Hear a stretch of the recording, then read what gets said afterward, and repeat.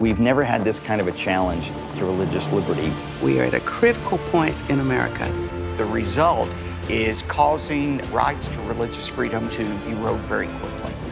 When the founders envisioned this new nation, they wanted to create a land that was free for Christianity to flourish. We live in a country that is a light of freedom to the world. It's critical that the next generation understands that. I'm not so confident in Washington, but I am confident in the American people. You either get on board with their orthodoxy or you give up. They want the least diversity of any people in our culture. There's no room for God. The church really needs to wake up. We aren't exercising the power that we have to do good. There's a window of opportunity where we can fight. We're entering a very dangerous period. We just need to wake up. It's one of those things that's sort of not reversible if you get it wrong.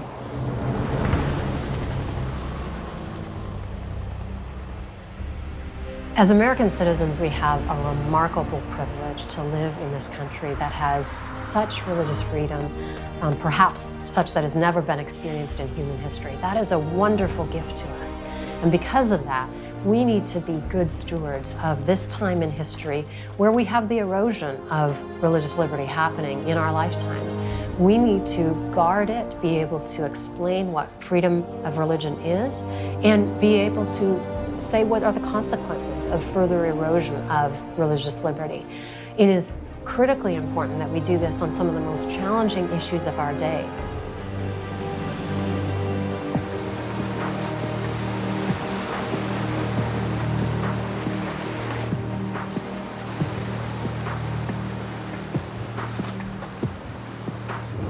Mount Soledad has always been a focal point for the city of San Diego.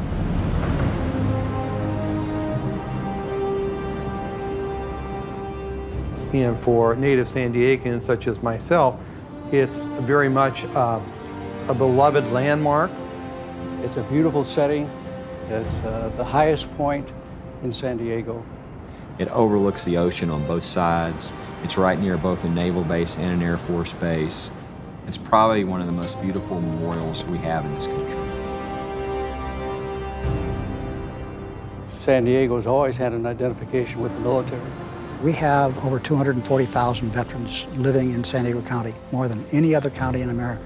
Well, at the top of the hill is a very distinctive Veterans Memorial, and in the centerpiece of the memorial is a cross. But the memorial itself is unique in that we have over 3,300 plaques of individual veterans who have served honorably. We do have a lot of celebrities who are there.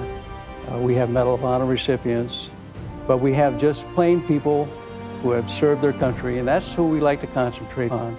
You know, those who have served their country honorably. It's been there for a long time until it was attacked by the ACLU, saying you can't have this memorial up here, it's federal land. Well, this particular battle is probably the longest running religious liberty fight of its kind in the history of the United States. And they sued both the federal government and the veterans who have control over that memorial. To me, when I look at the cross there, I see it as a symbol of the selfless sacrifices that veterans have made in service to their country. I think one of the nuttiest things I ever hear is that somebody's symbol expressed in a free society poses a threat. No, it poses an affirmation of the freedom of that society to accept any number of religious symbols. It's representing sacrifice and people giving the ultimate sacrifice for their country. It's outrageous to me that somebody would take offense in a cross that was put there by and for veterans to commemorate their service in the war. And I'm wondering, when is the lawsuit going to happen that will force us to go to Arlington Cemetery and take down every cross in Arlington? What do you do with the Tomb of the Unknown Soldier that says known but to God? What do you do with the crosses and stars of David and religious symbols that are in every community of every state of this country? It is not the government's job to determine which symbols of faith are appropriate and proper. It's the government's job only to protect that there is a freedom to have religious expression And the Constitution expressly forbids Congress from getting involved, making a law that would be an impediment to anybody's expression.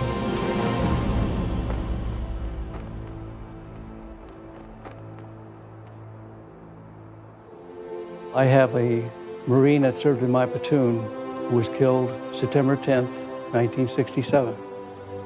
And every time I go to that memorial, excuse me, I stop to say a prayer.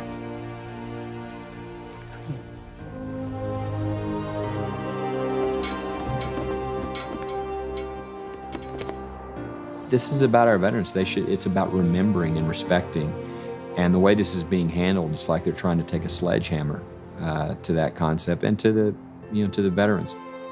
I don't know of any veteran that I've talked to who has indicated, yeah, that cross has to come down. They like the memorial as it is, and they want it to stay as it is.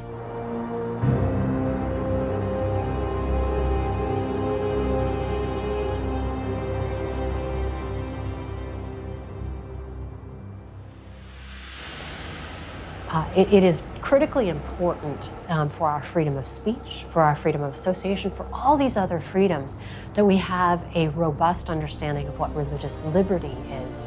Liberty is always one generation away from extinction. So you can never be too vigilant in protecting your rights and protecting your liberty. We must engage these ideas. It is not possible to be on the sidelines of this debate anymore.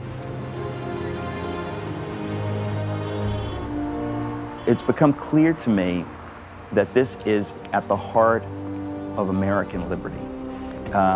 If you believe in America, if you care about the liberties we've had in America, you need to understand what they are. You need to understand what they are not. And you need to understand that they were bought with an expensive cost of blood, of lives, of treasure, not just in 1776 and in that war, but since then. It's very fragile, and it can go away. And it will go away if we do not attend to the threats to religious freedom right now. We have to remember, religious citizens are citizens too, and they have the equal rights of every other citizen, right? Just as other citizens can bring their convictions into the public square, religious citizens can and should bring their convictions into the public square. Don't you lose your rights because you're religious.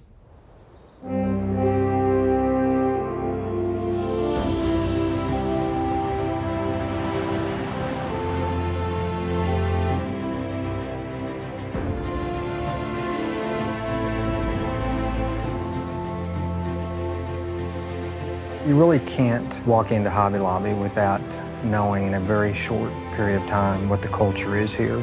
We've tried to develop a culture of really service, to serve one another. When we bring our managers in, we tell them that they're not here to serve us, but we're here to serve them. I think that our statement of purpose probably says that as well as anything, and that is that we want to operate our business according to biblical principles.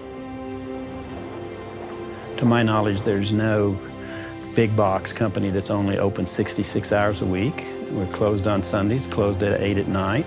We have a minimum wage for our employees of $14 an hour. We just say to them, we care about you in every way we possibly can. At first it was a bit vague. We just knew that there was new legislation coming down, didn't know exactly how that would affect us. And then when the Supreme Court determined that it was legal, then that's when we had to get serious about what the implications were. We felt like this was a large decision because we could have some pretty dire consequences. We did have a family meeting, and everyone was able to share their thoughts. Yeah, it was an honest and open discussion with all three generations. This is a private company. We own the company. We built the company. We believe that life begins at conception, and they're asking us to take our finances and pay for this abortive pill, and so we just knew that we couldn't do that. I really didn't have any question whatsoever how the family would come down. The family was unified in the fact they said, this is not something that we want to do as a family. I think there was a sense of peace that this is the right thing to do. Never in our 237 years as a republic has any government decree make us fund the taking of innocent human life as a condition of continuing in business. One of the more common comments is that we're imposing our religion. That is a violation of my faith. It is not that we want to impose our religion on anyone. We want to be able to share what our beliefs are, but we're not imposing it on anyone. These are real heroes who could easily say, well, you know, we'd love to fight this, but we'd lose a lot of money. They're saying money is not as important as the morality involved. We care about people, we care about women, we care about life, and that's why we do so much to do all we can for every employee. As I sat in the Supreme Court during the Hobby Lobby argument, the Solicitor General of the United States, the highest lawyer in the country representing our federal government and the President, standing up in front of the court and saying, and this is not an exaggeration, this is what he said, that when you decide to go into business and make a profit, you are making a decision to waive your religious freedoms, and that you now operate under the government's rules. It's an extreme thing that the federal government argued in front of all of our justices. In many cases, it's when things get tough, when things get challenging, that people wake up and realize we are in a situation that is dire. We need to make sure that the freedoms that were granted to us by our founders, that they are upheld. We're in a situation where we're going to have to take a stand. When you saw Hobby Lobby standing up as a Christian organization, that it wasn't going to move away from biblical principles, no matter what the consequences to them, to the company, they were going to be faithful. All Christians in this country and all Christian organizations, they're going to have to choose where they stand. Do they stand with the, I just need to go along with the culture so I won't have to pay any consequences? Or are they going to be, you know what, I'm going to stand with Jesus Christ no matter what it costs me? The idea that an individual as devoutly Christian as the Green family can open and operate a business and put their faith at the curb, it can't be done. When the founders envisioned this new nation, they wanted to create a land that was free for Christianity to flourish. Their vision is based upon the idea of natural rights that are inalienable rights. I've always thought we had a lot to learn from understanding their philosophical, theological, and political arguments. It's not just that they're our founders, they were some of the most thoughtful statesmen in human history. The Founding Fathers weren't at all sort of the modern breed that says, let's let them have their religion as long as they contain it for 2 hours on Sunday morning. They understood the power of religion to shape a society, and they welcomed it. They just didn't want it to be manipulated by the federal government. The first permanent English settlement in America was Jamestown in 1607. The first laws written in America were written in Jamestown from 1609 to 1612. In 1620, the Pilgrims wrote the famous Mayflower Compact, where they covenanted together under God to form a civil body politic. There were over 100 different constitutions, compacts, and charters written during the colonial period from 1607 to 1776. The Declaration is our national covenant. 13 years later, we came up with a new form of government that went into effect in 1789. This is the United States Constitution. The original Constitution emerged from the Constitutional Convention at Philadelphia without any provisions that we now call the Bill of Rights. Many of the founders argued we didn't need the Bill of Rights, because nothing empowered the federal government to be establishing a church in the first place. Nonetheless, opponents of the Constitution made an awful fuss about the absence, almost complete absence, of any specific rights protections. Madison rose on the floor of the House of Representatives in New York in June of 1789 and gave his great speech introducing a set of amendments to the Constitution. The first things in the First Amendment are the provisions on religion. Congress shall make no law respecting an establishment of religion or prohibiting the free exercise thereof. The Establishment Clause simply rules out that there shall be any national church in the way that England has had a Church of England. There can't be a Church of the United States. They had a national church in Europe, and that brought some persecution that caused people to flee to America. Prohibiting the free exercise thereof. Simply what that means is that civil government has no right to get involved in how individuals worship, how they fulfill their duty to their Creator. What was considered important about the First Amendment with the Free Exercise Clause is that we had the right to carry what was in our head into the affairs of our daily life, both in private and in the public square. We have a right as individuals to express our religion, to be involved in our religion, and government is not supposed to interfere. This is the first of our rights, the one which, if sacrificed, undercuts the ground of all our other rights, because it is founded in a duty we have before any duties as citizens, before any duties to the state, before any duties to obey the law. We have a duty to our Creator. And that's why it comes first. The founders' understanding was of the free exercise of religion, something that informs man's behavior and man's thoughts Monday through Sunday, every day of the week, including the values that they bring into their public life, but also with their business life, their professional life, their commercial life. They understood that there were going to be people who ran their businesses in accordance with the values that they believed God demanded of them. And that's the free exercise of religion.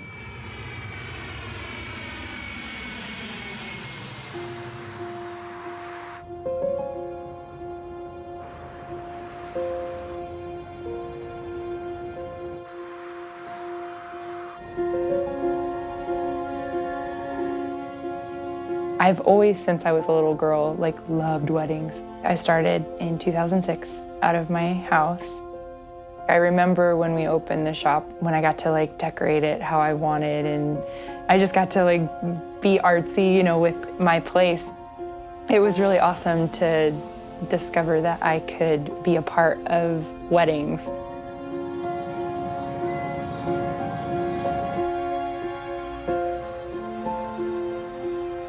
Arlene's has been in business for 47 years. I tell my crew I don't write their paycheck, the customers do. So we have prayer every morning. If you want to join us, fine. If you don't, fine.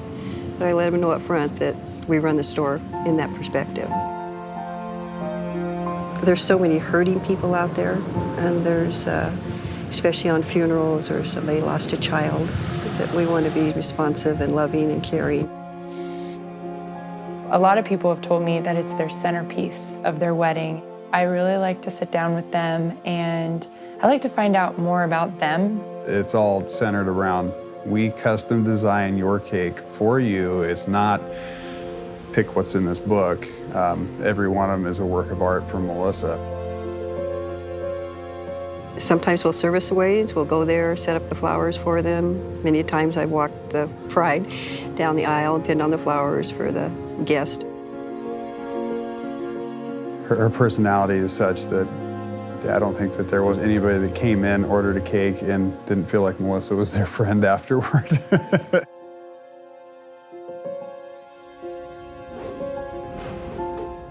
Melissa had set up the appointment. It was via email, I believe. A gal and her mom came in. They sat down, and just like every other time, I said, okay, what's the wedding date? He asked, what's the bride and groom's name? Because that's always one of our first questions, because it's not the top of our contract. She kind of giggled, said it's two brides. I was actually very apologetic. I said, I'm really sorry. I think I wasted your time. We don't do cakes for same-sex ceremonies. She looked at her mom. They kind of got a disgusted look on their face, got up and walked out. I asked my husband, were you nice? How did it go? And he's like, no, I was very nice. I was very friendly about it. But they just, they weren't happy. And I was like, okay. He's like, it'll be okay. And then all of a sudden I hear him say, I'm gonna have to call you back. The mom came back in. She said, you got to say your piece, and I'd like to say mine. I said, okay. She told me that she once believed the way I believe, but since her truth had changed. Rob has been a customer of ours for a long time, and we had a good relationship, and We always made special arrangements for him, and it was a fun thing for me, it was a fun thing for him. And he came in the store one day and we were chit-chatting and he says, "Oh, I'm going to get married." And I just grabbed his hand and said, "I'm sorry, Rob, I can't do your flowers because of my relationship with Jesus Christ." And he said, "I understand." And he said, "It's okay." And we talked for a while and visited and we hugged each other and he left. And so we thought everything was fine between both of us, and then the next day it went viral.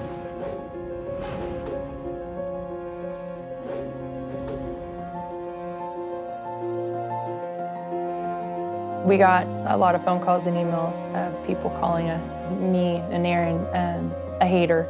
Lots of just really mean-spirited phone calls and emails. We get people poke their head in the door at the shop, yell profanities and run, you know. It's just, it blows my mind that to simply say, I don't want to take part in this, gets that kind of a backlash. I mean, if Rob walked in my door today, I'd give him a hug and sell him flowers. I'm not a hater. I love everybody. And I mean, I even love gay people. I've had gay friends, you know, I don't hate them. It's not about that. Melissa worked really hard over the last 7 years to build up a referral list. People she referred, they referred her. And now I pretty much don't have really anybody that refers me anymore. I've lost all of them. You know, doing the birthday cakes and the baby shower cakes and all that was fun and great, but it just didn't pay the bills. The wedding cakes, that's what paid the bills. So we made the decision to close the door on September 1st. Aaron found a job, thank God. I remember the last day of closing the shop, and it was when we were leaving and it was the last time we were gonna lock that door. I just broke down. This is her dream. This is her, she put everything, her heart and soul into it, you know. And I've mentally prepared myself that, you know, we could possibly lose everything we have. And I mean, I'm not gonna lie, that's scary, and you know, I don't want to lose everything I have. You know, I know that when God closes one door, He opens another. You know, there's a time you have to decide what you're going to stand up for and fight for. And you know, where is your line? Where are you going to be quiet for everything? When you're involved in a wedding, you're actually asking this person to take hours and hours, days and days of their lives and use their artistic talents to promote messages that are contrary to their core beliefs. They don't have a right to compel each and every photographer in the state of New Mexico to provide them with the artistic skills of photography. They have the right to lead their life how they choose to. They have the right to go to a church that will provide them with a service. If the church wants to provide them with that service, they have the right to hire a photographer who will take pictures for them if the photographer wants to take pictures for them. But there's no natural right to compel other people into celebrating your wedding. I don't think the founders could have ever conceived a time when someone was told, you can't practice your trade, you can't engage in business if somehow the government doesn't like what you think and doesn't accept your particular faith point of view. This concept of non-discrimination has now been exported to lots of other debates, and a lot of our social engineering is being done in the name of non-discrimination. And anybody who dares oppose that is now a supporter of discrimination.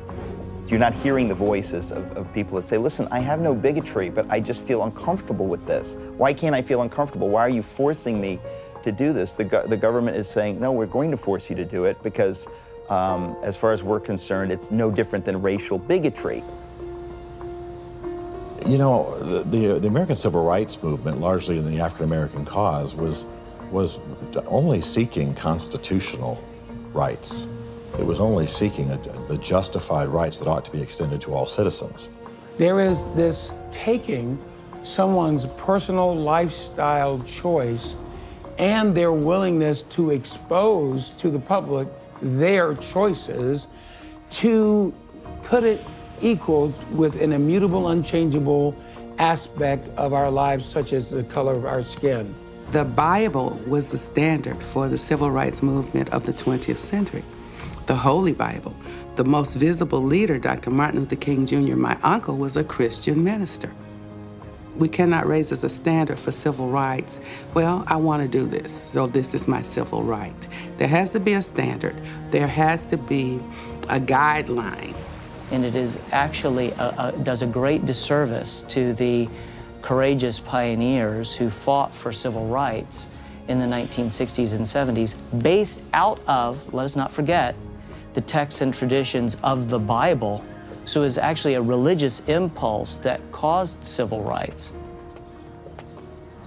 I marched, I went to jail. In our training, we had to promise to read our Bible every day, to pray to God, to honor Jesus, to love each other. Those were prayers that we prayed before we marched, and I believe that people have forgotten those standards.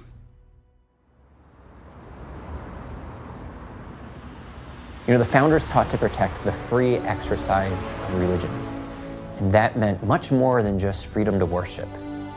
The blessings that we enjoy today are to have the freedom of religion in our daily lives. We see some people trying to constrict that to the freedom of worship. What they're trying to do is constrain the space for religion to the four walls of a church on a Sunday morning, and to say, you're free to do whatever you want there, but not to do it, you know, in your business or at your school or wherever the case may be. The idea of freedom of religion is freedom for religious expression.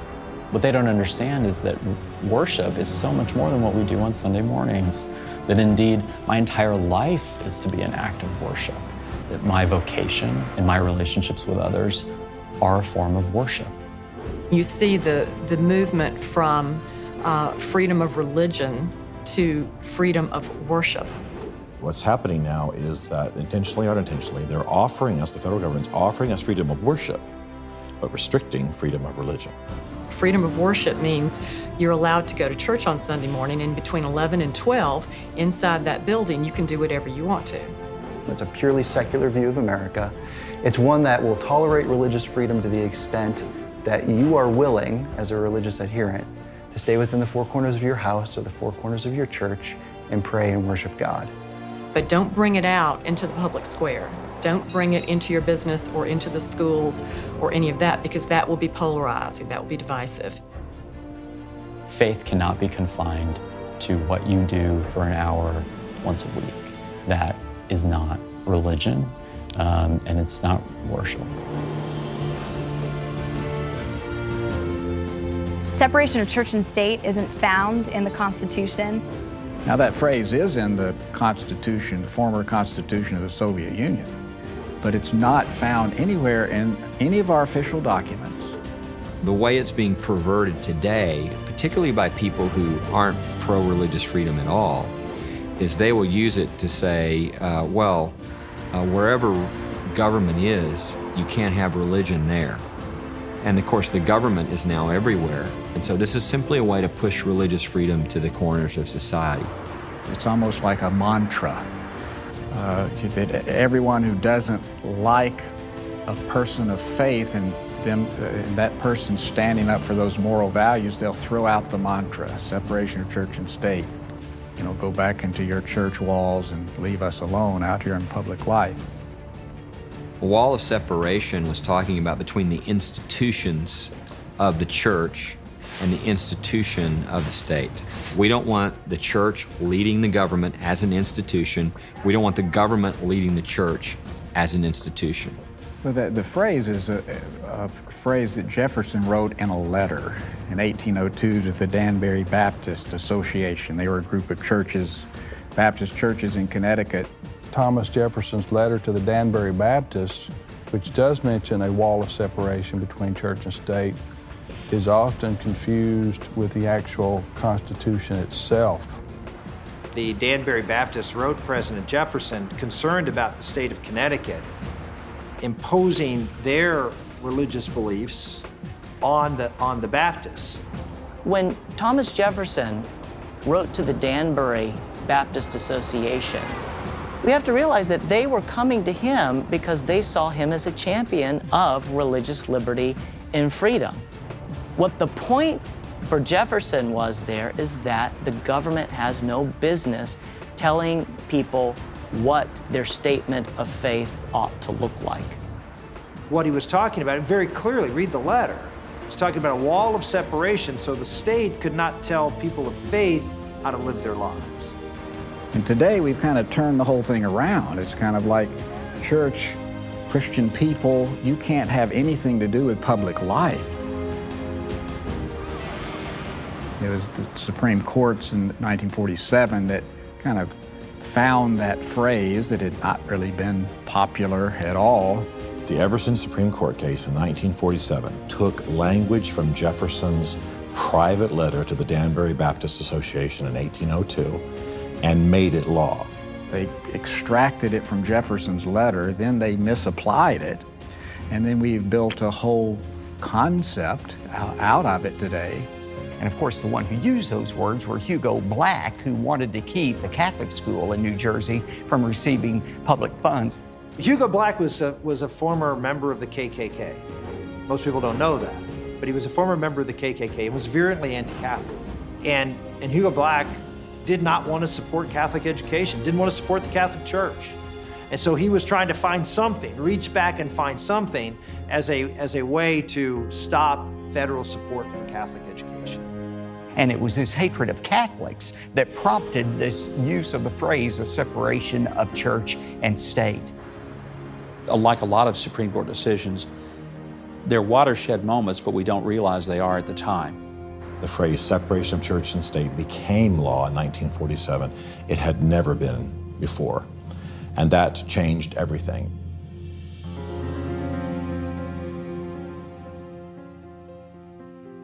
We need to see more respect for religious liberty in our education system today. Political correctness is running rampant over our educational institutions. The Judeo-Christian heritage that has informed American history is one that welcomes rational discourse and that presumes that we would have reasonable dialogue in the public square, and that should include public schools. They say that when you enter the door of a public school, you must park your faith outside. What a radically bizarre notion. Sadly, we've had numerous incidents over the decades that have left a kind of climate of intimidation, that this is not welcome, that your perspectives on ultimate realities are not something that should be engaged in the sphere of education. That's really a very limiting and stultified idea of what academics and education would be about.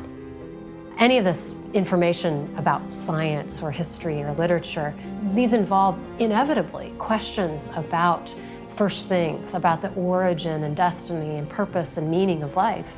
And to suggest in a classroom that those kinds of ideas are not welcome or can't be engaged is antithetical to the educational enterprise.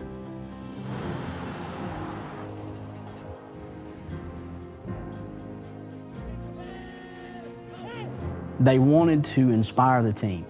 You had a bunch of girls, 14, 15, 16-year-old girls that were tired of kill or mash the other team on signs. They thought, what can we do that's encouraging? When they began to talk about inspiring and being inspirational or being an encouragement, and they talked to a school official, and that school official told them, as long as an adult's not involved, well, it's okay. The football team got behind it. They were 100% for it, and it was neat to see those kids bond like that. It was confusion at first as to, who had a problem with it. We couldn't imagine who it was. And then all of a sudden a letter comes from across the country from a group from Madison, Wisconsin, the Freedom from Religion Foundation, threatening the school if they don't stop the kids from, mentioning God on their signs. So we actually had to go into court to defend the most basic right to free speech and free exercise of religion. They put all these girls through hearings. They put them through depositions from hostile attorneys, but they stood their ground the whole way. It does not communicate anything on the part of the school when a student freely expresses their religious viewpoint. And this is what we need to become more comfortable with, is the idea that students should be able to, when it's completely under their volition, express aspects of their faith, aspects of their belief. These are their signs, paid for by their money. The schools had nothing to do with their signs. They didn't decide what goes on them. They don't pay for the paint. The girls did, and their parents. You know, in America, that's called free speech. It inspired the team and the town. Everybody loved it. Everybody was encouraged. These girls had done a great thing. You know, Kuntz has 2,100 citizens in the city. Their Facebook page had 60,000 Facebook fans last I saw. It was overwhelming, and it wasn't just the Kuntz community. But we had folks from all over Southeast Texas in support of the girls, and my favorite one was a World War II veteran that had a sign that said, "I fought in World War II for the rights for these girls to do what they're doing, and I support them."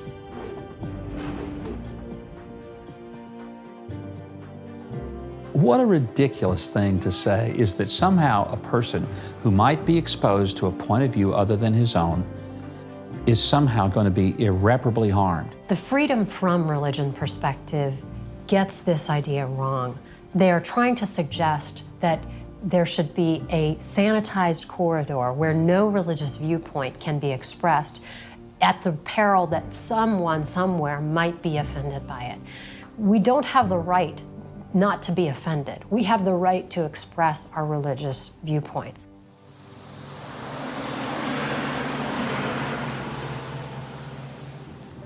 The First Amendment doesn't say that you get to speak unless you offend someone. It's not the way it works. Religion on our college campuses is alive and well unless your religion happens to be Christianity. I did my undergrad at Michigan State University and have been in the teaching profession now for close to 2 decades. I decided along the way that I was interested in working with students on a different level. I was in practicum, had just started, and that's really when everything changed. I read the file of the new client I had been given. I noticed that my client was a homosexual and was dealing with identity issues. While I have no problems whatsoever counseling someone that identifies as homosexual, I would not, based on my Christian beliefs, be able to affirmatively counsel someone that was looking for help with their same-sex relationship. And so what I decided to do was call my advisor. And when I called her, I said, what I'd like to know from you is, should I meet with the client and establish rapport and only refer if it becomes necessary? The ethics code for the American Counseling Association, which is the code that governed the program that Julia was in, has a broad allowance for referrals that says anytime you find that you're unable to be of professional assistance, you can refer a client. She said, have the client reassigned. And I thought that that was the end of it. I was told by my advisor that I had discriminated against homosexuals. They gave me 3 options. They said that I could take part in a remediation program that would show me the error of my thinking. They said I could remove myself from the program. Now, mind you, I'm almost finished with the program. Or I could request a formal review. Well, I chose the latter. I received a certified letter in the mail telling me that it had been decided that I should be expelled from the program, and so I was. As Julia Ward found out, the choice was between her degree or her religion. As others are finding out, it's a choice between their professions and their religious beliefs. And so, you know, for the other side, it's not a live and let live. It's not a tolerance applies equally to everyone. It's you either get on board with their message, their orthodoxy when it comes to these issues, or you give up things that are critical to you, important to you, including your faith. Julia Ward knows tolerance is not something that applies to everyone. It applies to people who are willing to comply with the governing orthodoxy on a university campus. And if you're not willing to comply, all that stuff about tolerance doesn't matter. I'm a Christian, you know, at home, in the workplace, at school. And to say that I'm a Christian, that doesn't mean that I'm out trying to proselytize everyone. What that means is that the same standard that God has for me at home, He has for me at work, He has for me at school.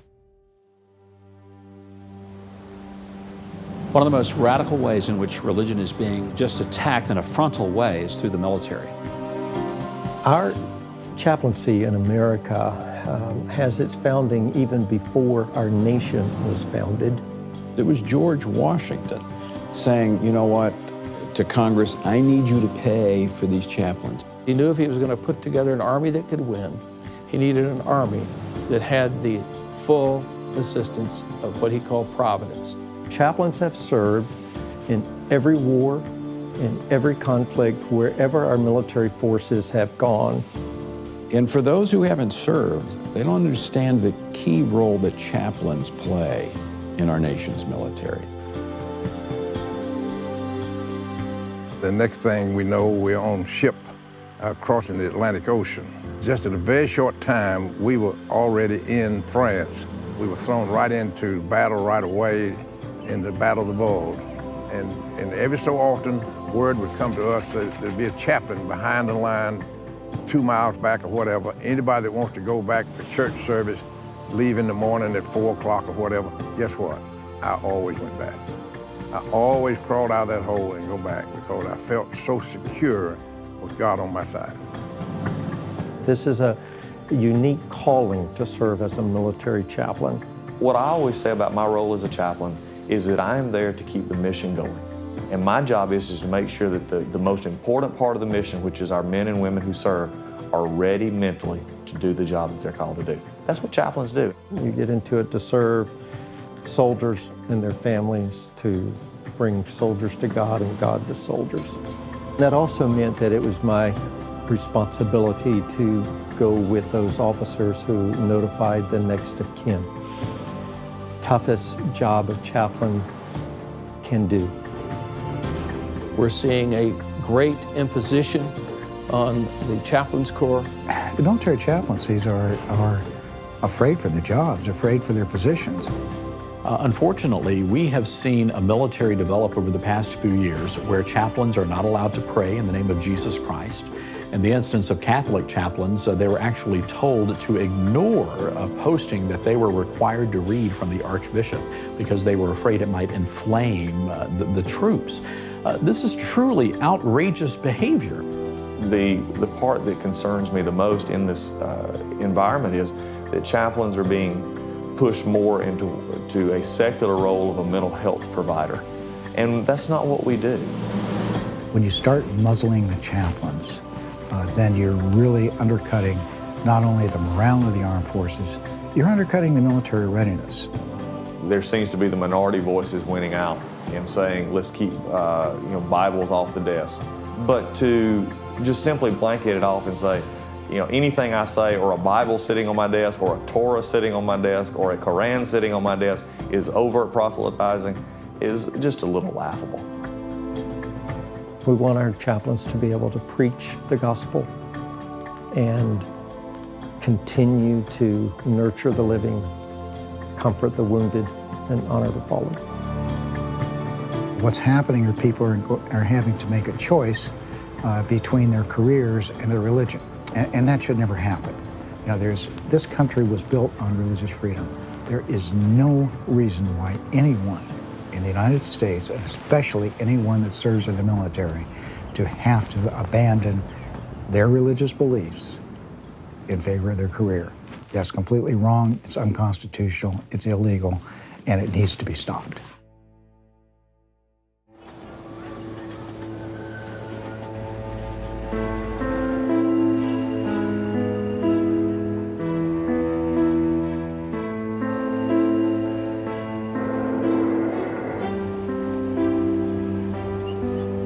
I studied Bonhoeffer in college, And one of the most important books I ever read was the book, The Cost of Discipleship, that Bonhoeffer wrote. The reason religious liberty is so important is that it's one of those things that's sort of not reversible if you get it wrong.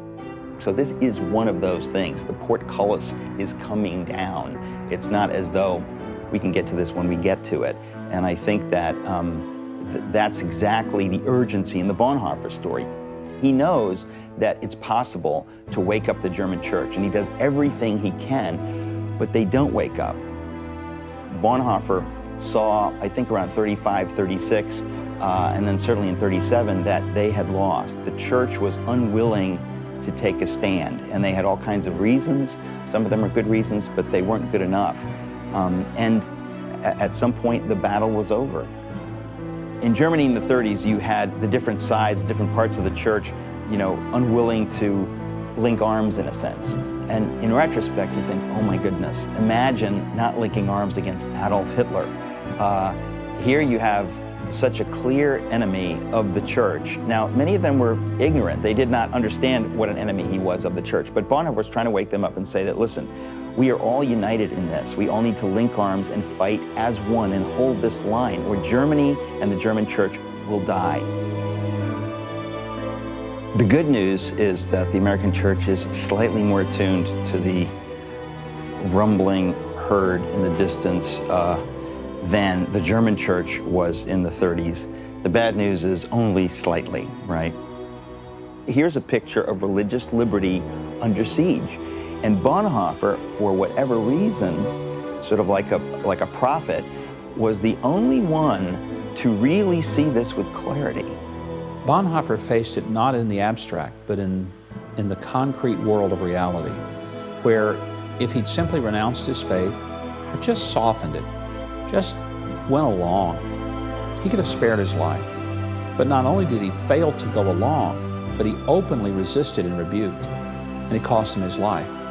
And the parallel today is simply that you have a government, a state, which is getting larger and larger and more powerful, and is beginning to push against the church.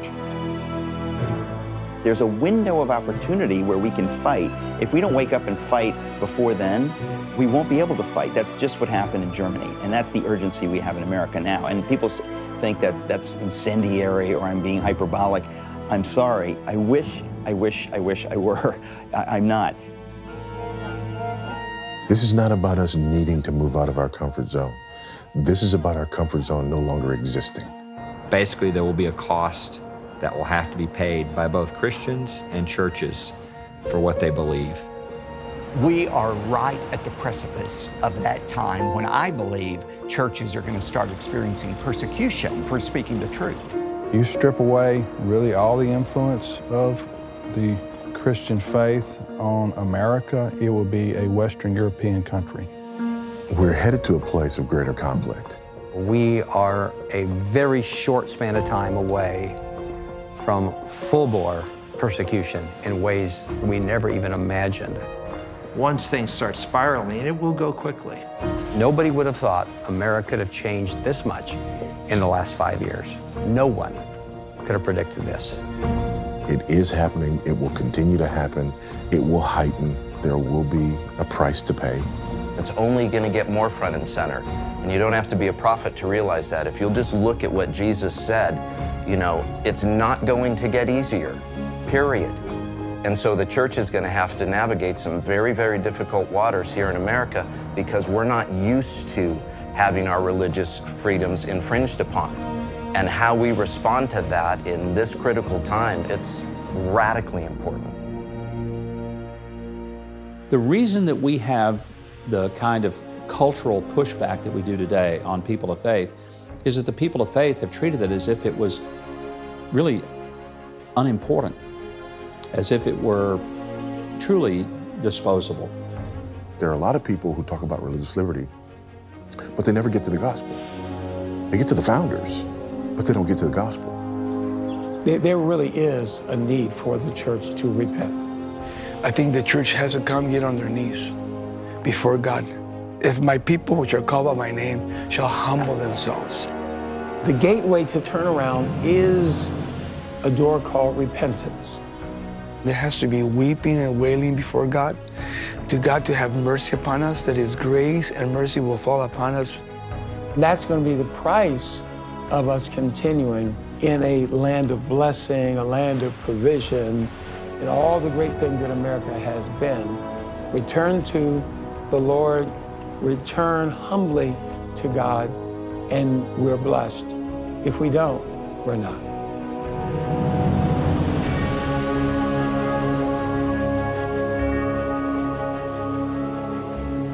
I would say the body of Christ is very divided today in terms of its knowledge. There's basically one part of the body that is up to date, following the internet, following the cases, very alert, very aware. Then there's another part that is, to be kind, absolutely clueless. And I believe the result of this really inattentiveness to what's happening in our culture is causing Christians to see their rights to religious freedom erode very quickly. We are living in a time when more resources are at the tip of our fingers than ever before. There is no excuse to be uninformed. You know, Jefferson said, a free people must be an educated people, right? People need to learn about their rights, learn where their rights come from, learn that religious freedom is not granted by government and therefore can't be taken away by government. We need to know how to apply the Founders' ideas to these 21st century challenges. That will ensure a safe future for religious liberty. But if we do not take this challenge seriously, then we will continue to see the erosion of religious liberty, and that will be a travesty for the history of the United States. What's going to happen in the next 3 years, 5 years, 10 years, 20 years as a nation is really up to whether or not we engage, whether or not we stand, or whether we sit back and let those who have an agenda have their way. We all have a responsibility to find out what's going on in America and engage. We're called to be the very best of good citizens. And that means being out there and working and acting in this political sphere. Look, the word politics means to govern, control, or to influence. When you say a Christian shouldn't get involved in politics, what you're saying is Christians shouldn't be trying to influence the culture in which they live. How can any Christian say that with a straight face? I don't see anywhere in the Scripture where it says go into all the world except politics. I think we're to go straight on into that world carrying the contagious message of Jesus Christ. The single most influential factor in the direction of the nation is the direction of our churches. And what determines the direction our churches take are what our pastors teach and preach. The church really needs to wake up, and if the pastors, priests, and ministers don't wake up, the church can't wake up.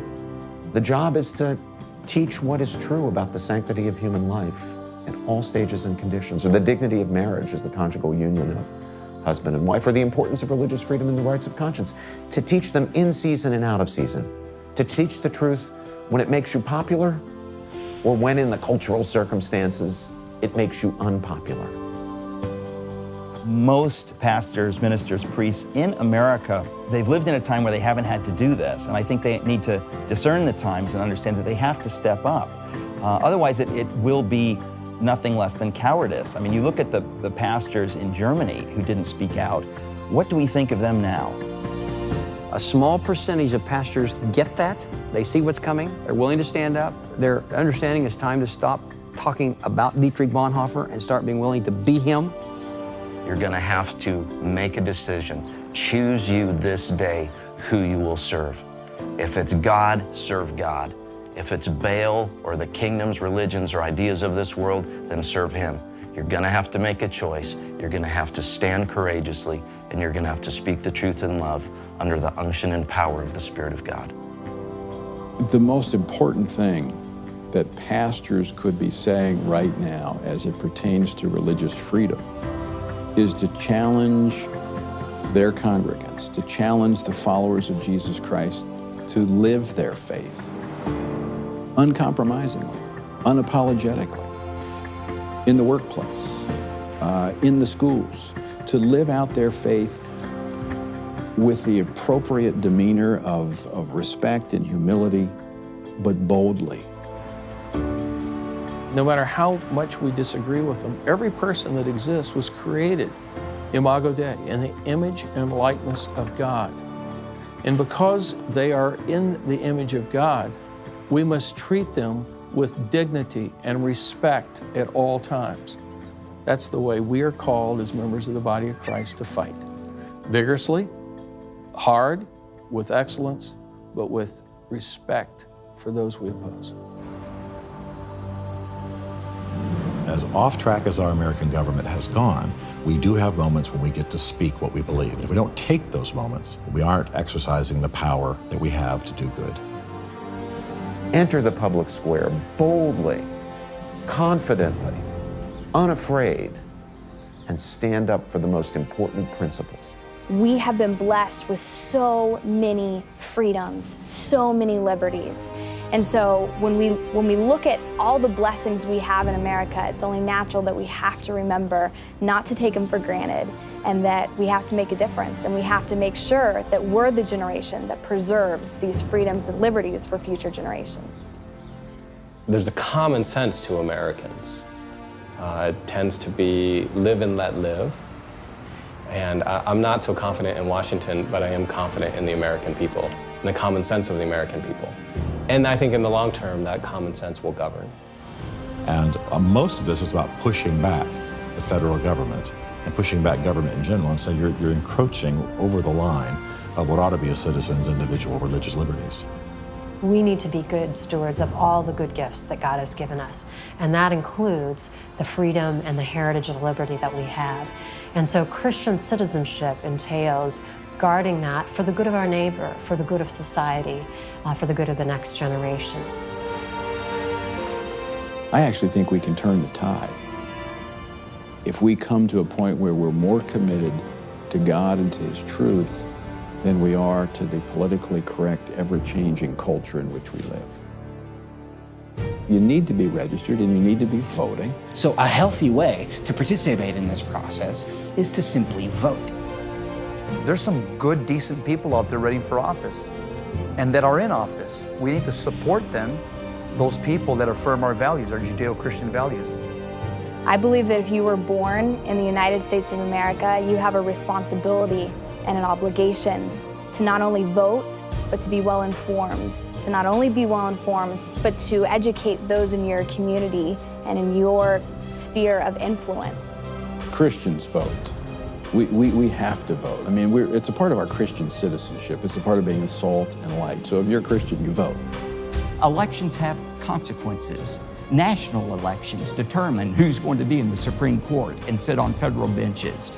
Local school elections determine who's going to make decisions regarding our schools. It is important we get involved in the political process and choose godly leaders. Winning elections, electing people who are conscious of the vital importance of religious liberty and will join with like-minded people. These are all part of the mix. God says that, that we are to be careful who we choose to govern. Choose from among yourselves those that are wise, that fear God, that have a biblical worldview, because those who govern us obviously have a great impact on our ability to fulfill our God-given duties. Now, we need to be careful of the sources we go to and have trusted sources that come from organizations that have a clear mission to operate from a biblical worldview and help you understand those issues, but they'll give you the guidance on where the candidates stand. I think one of the most effective ways that churches can empower and equip their people in being better citizens is to provide them voter guides. We as Christians in churches need to get engaged and get behind these individuals and support them with our money, with our time, with our talents, and help get them elected. Too many Christians have taken our religious liberty for granted for too many years. And I think we're all guilty of that. So it's time that people learn the value of religious liberty, what a precious gift it is. And if we don't learn that lesson, we're going to lose it. Duty is ours. Results belong to God. And I think that's how we have to approach this. Duty to stand for truth and speak that truth in love, that's our duty. The outcome, As much as we hope that this country will change, and it may, and I hope it does, and I pray that it does, but if it doesn't, the results ultimately belong to God. Hello, I'm Tim Wildmon, President of the American Family Association, and I want to thank you for watching A Time to Speak. I think we've proven here in this video that there is a real threat to religious freedoms in this country. You may be asking, what can I do? What can one person do? Well, you can visit our website, atimetospeak.com, where you'll find sermon outlines, voter guides, and much more information, including how to order more copies of this DVD for your friends and your family.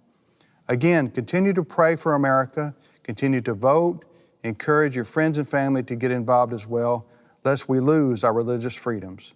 Thank you for watching. God bless you.